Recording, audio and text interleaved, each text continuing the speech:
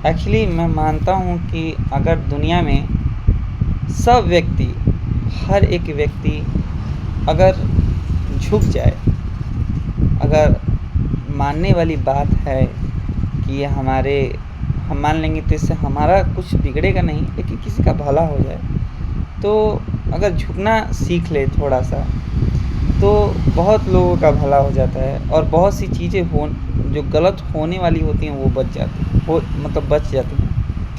लेकिन आदमी यही नहीं समझ पाता कि वो अपने ईगो में रह जाता है कि हम क्यों झुकें।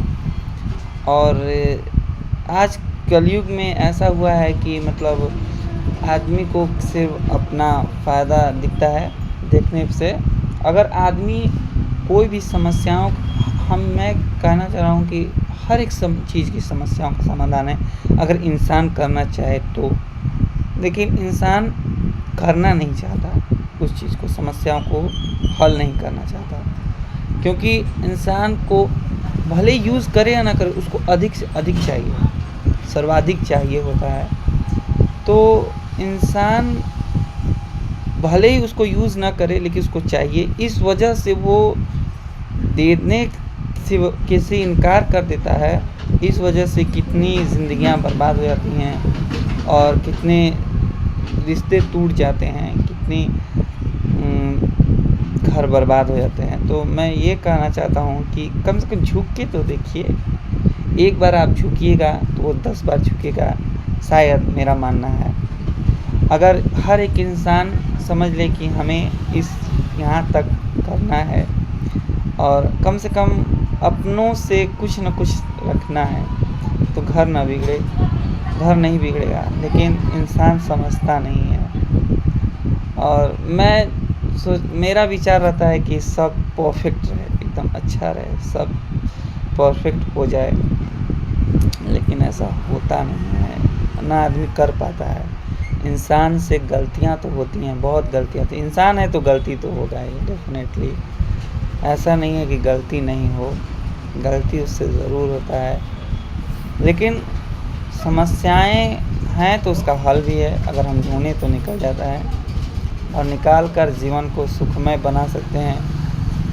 लेकिन कुछ चीज़ें हमारे बस में नहीं होती, बहुत सी चीज़ें हैं जो हमारे बस में तो होती ही नहीं। और मैं जहाँ तक जानता हूँ कि हर आदमी को हर सुख भी नहीं मिलता, हर एक चीज़ नहीं मिलती। मतलब कहते हैं ना कि सबको सब कुछ नहीं मिलता, ईश्वर सबको नहीं देता। अगर किसी को बहुत सारा धन है तो उसके पुत्र अच्छे नहीं हैं, मतलब बिगड़े हुए हैं, और जिसके पुत्र अच्छे हैं तो उसके पास धन वन नहीं है। तो आदमी सोचता है कि हमारे पुत्र को धन हो जाए, और वो चाहता है कि धन है तो सोचता है कि पुत्र अच्छा हो जाए। तो ऐसा तो दोनों से ठीक ही है। तो ईश्वर कहीं ना कहीं सबको सब चीज़ नहीं देता है, इसीलिए दुनिया का चक्र है, जीवन चक्र है, एक दूसरे पे आश्रित है, चलता रहता है। मैं पर्सनली ये अनुभव किया हूँ कि बहुत से चीज़ को हम सुधार नहीं सकते, हम खुद नहीं सुधार सकते। मैंने बहुत से देखा कि हम किसी की सोच को भी बदल नहीं सकते हैं।